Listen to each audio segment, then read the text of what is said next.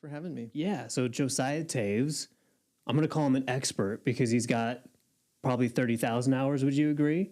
Music industry experience? Yeah, that's about right. What would you say the split is in terms of that being, because you started after going to Belmont for music business, you started working at Cotton Valley, and their label management, they do a couple different things. Yep, So you were there for what, like a decade, right? that's right. Yeah. That's right. I did a little research. And now you're at Shelter Music Group. Yep. And so what do you think your split is percentage-wise on management and other label stuff that you've done? Like overall, over the course of those 30,000-ish hours? Yeah. I would say probably, and so going back to Cotton Valley Music, so it was kind of like a 360 deal. So you had label management publishing. So depending on the artist, we may have just had management, or we may have had management plus publishing plus label, or some combination of those things. So when you have a 360 deal with an artist, then all of the lines are kind of blurred between what's label, what's management, what's even publishing. So that's a hard question to answer, but I would probably go with somewhere maybe 50% fall into the management category. Yeah. So then you spend a decade there. That's where you first start working with Goodbye June. Yeah. Which is a great rock band who I probably 10 years ago or longer discovered. I don't know how I discovered them, but I'm like, this is a kick-ass band. They're really good. And so now you're at Shelter Music Group. Goodbye June is there. And Shelter has such an incredible roster. I mean, I'll try to rattle off names, but let's see. Let's start with, Fleetwood Mac. And there just happens to be the Rumors vinyl right behind you. Yeah. Who else? ZZ Top. I mean, it's a big list. It's massive. Yeah, it's a big list. I was actually looking at the active rock radio chart the other day, and there's a lot of Shelter artists on there. That's awesome. We own that thing. That's great. So day to day, you're really involved with Creed. You're involved with Goodbye June, like we talked about. You're involved with Lone Star, who we work with together on. Yeah. Austin Mead, who's a really cool act that people need to check out.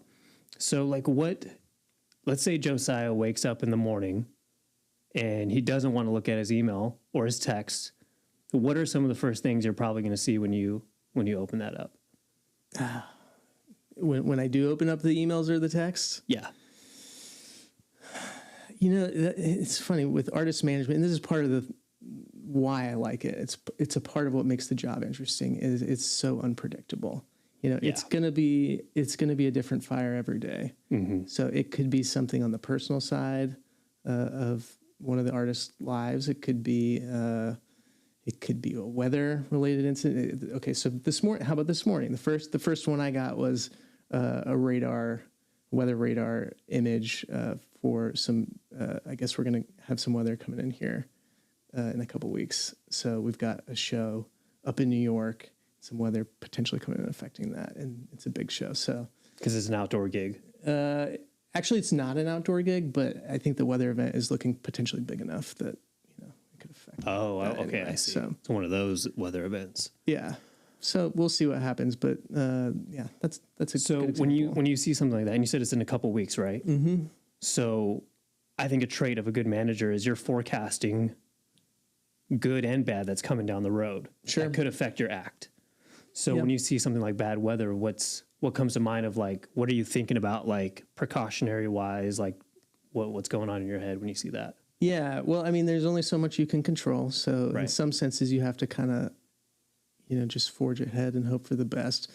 But at the same time, on the management side, you start thinking about travel, and you think, okay, is there any way to get people there earlier? Is there anything that we can do if it were an outdoor gig, production wise, that we need to strip down and be prepared for that way? But I think also just realizing we have to continue to keep an eye on this, and monitor this as we get closer, and of course, how it goes with weather events. Like in a week, it could be nothing, but it totally flipped on its head. You might think about ticket sales.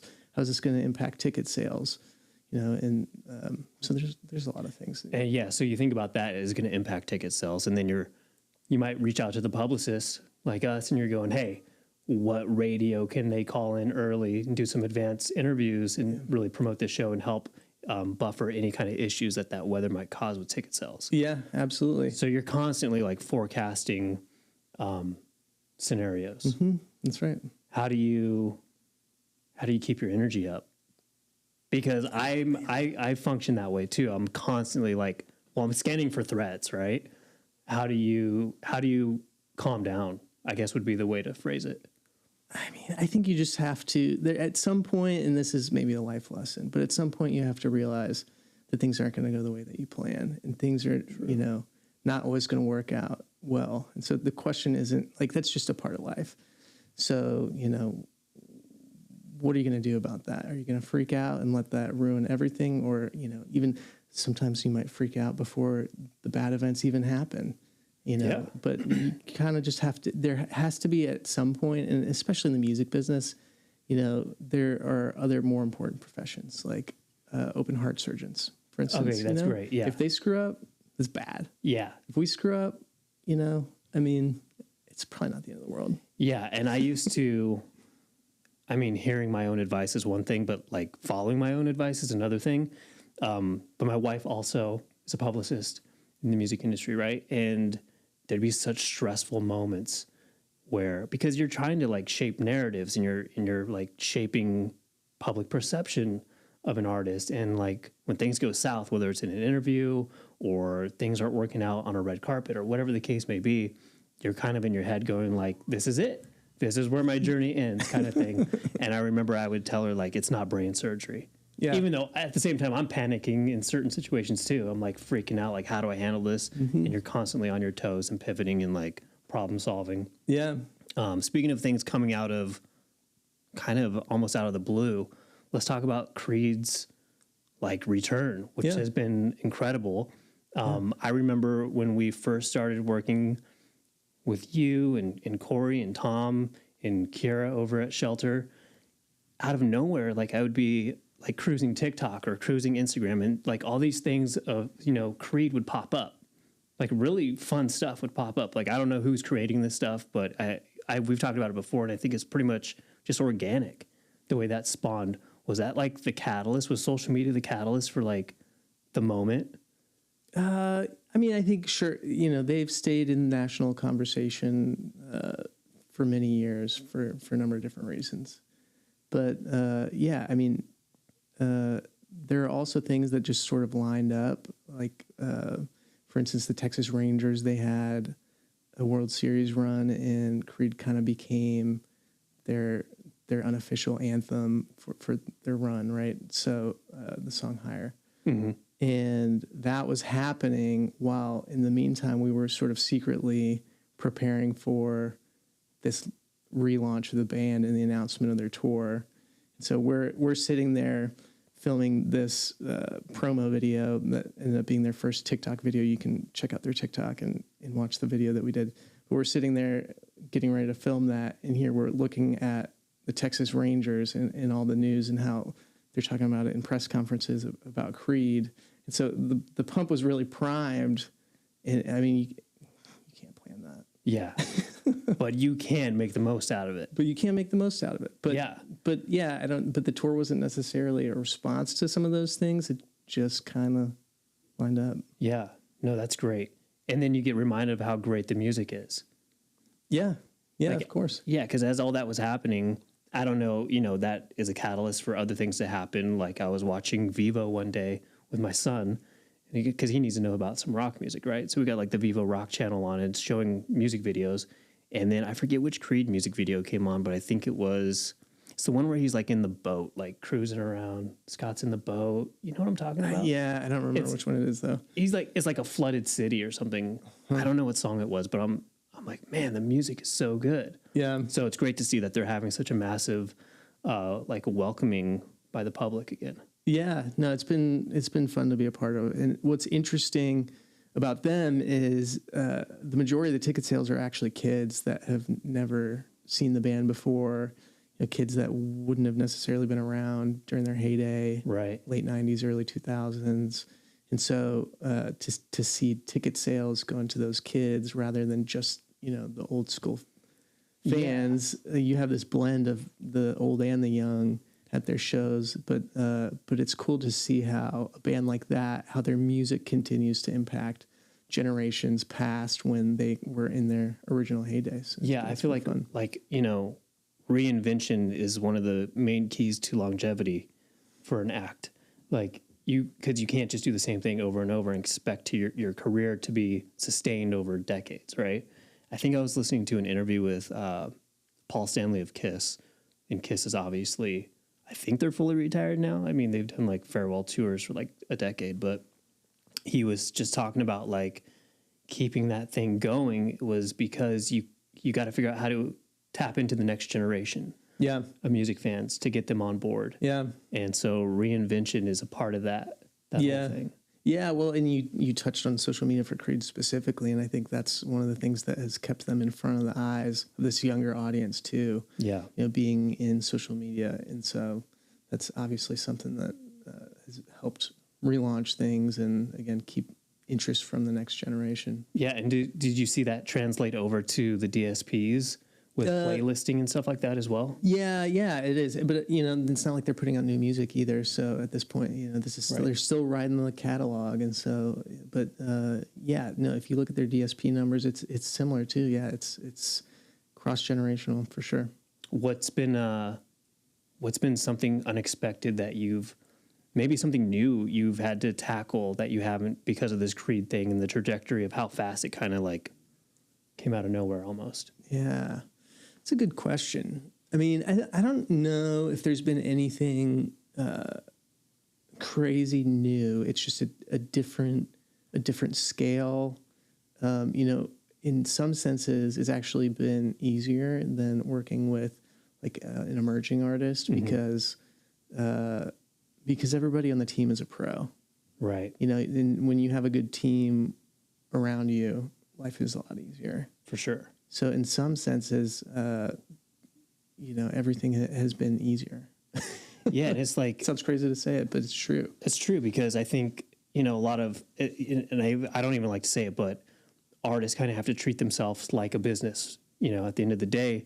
And in a business, you live and die by the people that you onboard to work with you and to handle certain tasks. So when...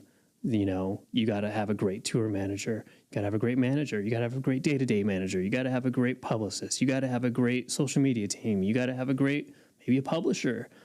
All these different players who come on board to really prop up the act and get the sustainability over decades, which is tough. Yeah, no, for sure. And you talk about like a great tour manager. Creed's got a great tour manager, and we talked about. Weather events potential. We've had a lot of those because they did some outdoor shows over the summer, and those things come in. And he's a pro; like he can handle a lot of those things. And so it's a team effort to kind of keep an eye on things and prepare for things. At the end of the day, when you have a great tour manager in place, it makes life so much easier for a lot of these adverse events. And, that's an example of something that again, you want a great team around you, and again, also good life lesson. Yeah, for sure. When you mentioned emerging artists, and I think you've had that experience, and you've had the established act experience. What would you say is like the main difference between, let's say you have an emerging act and you have an established act, right? And they're both going to be putting out a new album, let's say. What are like some initial knee-jerk reactions of like, how do I approach the emerging project? Yeah. How do I approach the established? Yeah. Well, I think part of the question is with the emerging act, it's going to be what skill set does the band have? And what skill set does their buddy have? Yeah, that's a really great point. Because if somebody in the band already does great photography, or they've got a buddy that does great photography or videography, that's a great example.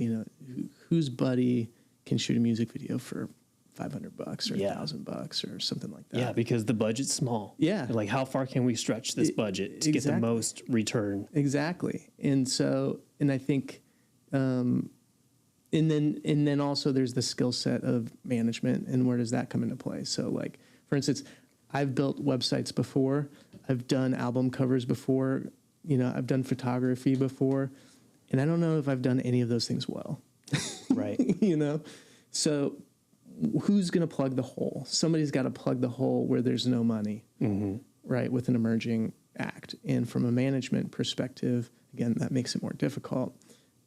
But that's what you got to work with. And so, whereas if there's a more established act, you know, I remember just yesterday we had some graphic design needs for an established act. Hit the graphics guy. You know, it took 60 seconds out of my day to turn that around. Right. So, you know, you have somebody who's a go-to graphics guy on the team or a go-to video guy. It's like, hey, we need a music video. Can you know, whip up a treatment and can we knock this out? You know? So it's a huge difference in that regard, I think. But, you know, having the band especially, you know, they got to be the hardest working people on the team. They just do. And from a management perspective, like it sounds lazy, to say it that way. But if you're working harder than the band, it's not going to work. Yeah. It doesn't matter how talented you are as a manager; it's not going to work because you can't cast vision for your artist. You can't. You know, they have to be the one. It has to come out of them. So as a manager, your job is to pull the vision out of the artist and help them execute their vision. But you can't create the vision. And so if they can do that on their own, if they can be involved in the music video production, if they can be involved in the artwork of their album, those kinds of things, all these things that kind of go into, you know, creating a new album, and obviously on the musical side too, first. But that's what's going to help create a product that's true and authentic to them that then you as a manager can go in and help them exploit. Yeah, I think that's a great point and a really good answer. And because like, I think the artist needs to stay creative. Like that's their number one role. Yeah. And when they get bogged down into like maybe having to micromanage X, Y, and Z other people on the team, or even if it's a band that has some internal problems and they feel like, well, there's one leader of the band and he's kind of in charge, I think that could sometimes diminish the creative aspect. Yeah, sure. Which is much more of the big picture, you know, responsibility of the artist, because they're here to create good art and not create art that's been already done, you know, 1,000 times by 1,000 different other people, just recycling something. Yeah. You know, like a lot of artists, aspiring artists who are just starting out, they're like, I need to get a manager. When is the right time for an artist to get a manager? And before you answer that, let me just say, like, obviously there's two different, I think, sectors of artist management. One is commission based, and then there's another sector of management which leans more management consulting. When is the right time? And obviously, if the manager is taking commission, then they have to, and it's a newer act, they have to have long-term vision with them and belief, and basically run through a lot of, I mean, managers are always running through walls for their artists, but I think there's more walls they have to run through. And then there's a consulting thing. But I guess my question is, what are some of the factors of an artist who's picking up steam, and how do they know, like, okay, now I need management? Yeah, that's a good question. That's a good question.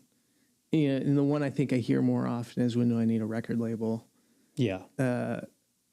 Because, you know, on that side of things, it's wait until you need them, or wait until you don't need them. Because, you know, at that point, then you have a lot more leverage because you're getting into a big deal. But with management, you know, if it's more commission based, which, you know, I kind of like that more so than the consulting side of it, and any kind of like a flat fee or anything like that, because you want your manager to be motivated, right, to work for incentivized. Yeah, exactly. So, but yeah, I mean, I think there's no wrong time to pick up management. There, you know, again, from my perspective, I'm going to be looking for an artist that has something going, because it's just going to be easier to work with. So have some great music, you know, in the can, and it can be demos. Like, there's nothing wrong with demos, but something that a manager can work with. You know, if you want your manager to drum up business for you and get you a booking agent and get you, some of these things, then you have to supply them with some material. Yeah. So if you're going to go to a manager, then you want them to work with you. You're going to have to bring them some music. You're going to have to bring them, maybe it's a video, like we talked about, whose buddy is going to shoot us a cool music video for a few $100. Let's get that in the can, and let's have some ammo for a manager to be able to work with. I think that's like a more helpful position than just, starting out from scratch. So I think just what's your ammo supply box look like? Yeah, ammo supply box. I like that, because I think of a way to obtain some level of success in this music industry is really based on attention. Can you get attention? Can you hold on to that attention? And then leverage. Yeah. Like, I feel like those are the two big, if we're going to generalize, everything, I feel like those are the two big buckets. Mm-hmm. And then you could break it down into micro buckets from there. But in terms of like an act who's like you've been introduced to, that is looking for management, if you look across like their entire career as it stands, are you looking at, and let's take the creative out. Let's say music's great, kick-ass music. So you got belief in that. Mm-hmm. Are you looking at social media numbers? Are you looking at streaming numbers to kind of gauge, like, we can do something here? Yeah, no, I mean, I think that's definitely a part of it. You want to see that it's translating for sure. So yeah. Those are good indicators, but I think also, and again, every manager is going to have their own preferences too. So what is this artist all about? Like, for me, that's important. What kind of message does this artist have?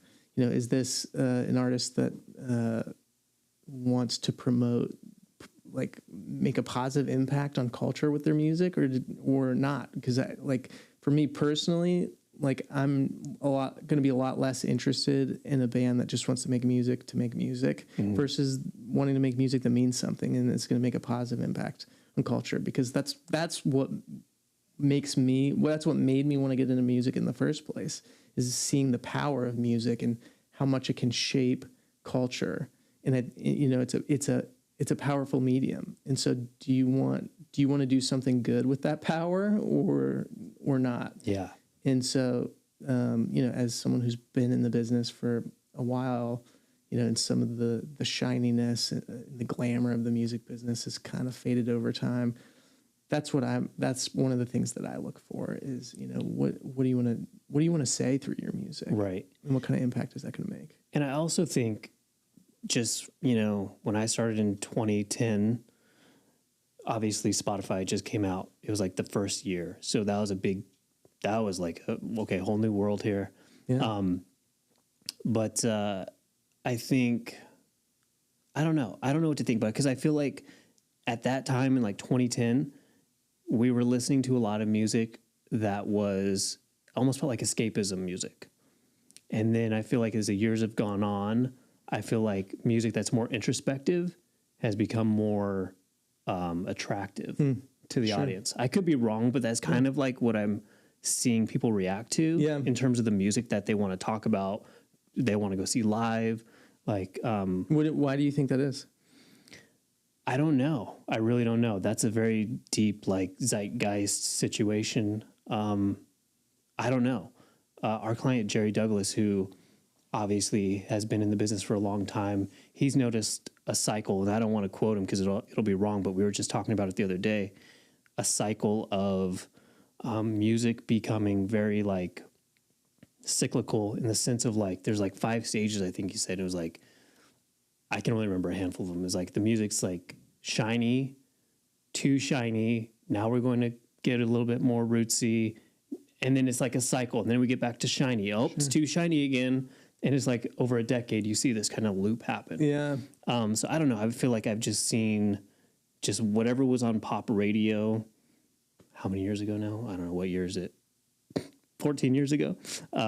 May have been a very, like, escapism type of thing. And then, like, I don't know, as the years gone on, I feel like, and I could be way wrong, this is just like my view of how everything has gone. Yeah. I feel like people are looking for something that's a little more relatable, that hits them emotionally. Sure. Well, and I mean, you also have to throw in, I think there's a major, and I don't know if this affects that cyclical behavior or not, but we had a pandemic. Yeah. Right. That shook things up a lot too. Right. And we took away live music from people for a long time. We did. Yeah, that was interesting. That was super interesting. Yeah, I don't know. That changed everything. Yeah. We might have to reevaluate. See. Yeah, you're giving me things to think about. I want to hit you with one more question that might be hard to answer off the cuff, but out of all your experience and people you've worked with in the industry, and now being at like Shelter and working with other managers like Corey Wagner and Tom Storms, and even Carl Stubner, and everybody else over there, what are like some traits that you've adopted that you feel like, because when I was coming up as a publicist, I had the benefit of looking at like really great publicists, working alongside them. And I would just pick up like little things here and there and kind of make my own little alchemy of PR. Yeah. Does anything come to mind of like traits that you've absorbed? Yeah. Well, I don't know if I've absorbed them or not, but I have noticed traits for sure that it seems to be common between successful managers. I think decisiveness is one. Like not thinking too long and kind of just taking action more so? Yeah. I think at some point you just got to move. You got to make decisions and you got to make them quickly. And obviously experience helps with that. Yeah. And the more experienced, some of the guys you just mentioned are very experienced. So with experience comes the ability to make decisive decisions and confidence that you're making the right decisions rather than just, fire, ready, aim. Mm-hmm. So I think that's definitely a big thing.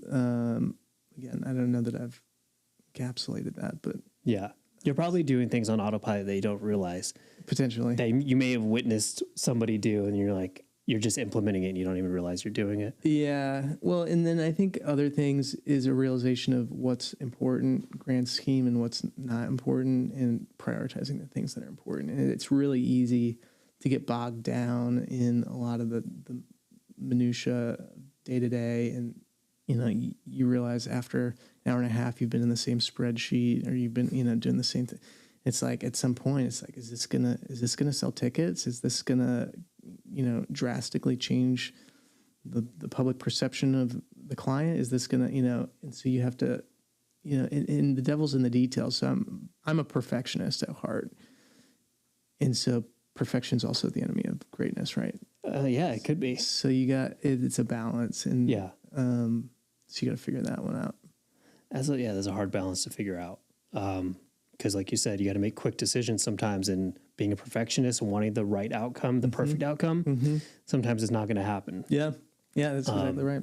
Yeah, but I guess, one thing I've witnessed about you and everybody else I've worked with over at Shelter is very fighting for your artist. I've really noticed that. Like, I won't name names or situations, but there was one that I witnessed where I got to see a manager really step up and really fight for the act. And that's just really cool to see. And I think that's a quality of a great manager, somebody who's going to fight and not too much worry about their own reputation and whether they're going to burn a bridge and they're not going to have the longevity in the career because of that decision they made and the way they had to fight for their artist. But I think some of the great managers like Irving Azoff, you name them, they'll fight. They'll go at it if they have to. Yeah, and it's also funny being in management. And again, I used to be in label and publishing and some of that too. And management's a little bit unique, I think, in that perspective, where it's, if you work for a record label, the artist isn't really your client. Like the customer is, and you're working for the label, and the music is the product, and it's not really the artist. But in artist management, you're thinking about the artist. Yeah, you're protecting the art. You're protecting, and you want what's best for them, and you want what's best for them long term, and that's kind of where your head is at. And so that's a very different thing, and it gives you that ability to fight for the artist. Whereas at a label, it's maybe not in your best interest necessarily. Sometimes it is, sometimes it's not. It's so. it's kind of unique to management. Cool, man. Well, I could talk to you for hours, but I think we landed on a good note to wrap it up. Fight for your artist. That's like number one. Go to it. And I don't know. Don't do it like the Tyson Jake Paul fight though, because that was that was a little rigged. But yeah, cool, man. Well, I appreciate you coming in and chatting and sharing some of this few decades of wisdom that you got. Yeah, thanks for having me. Thanks, man.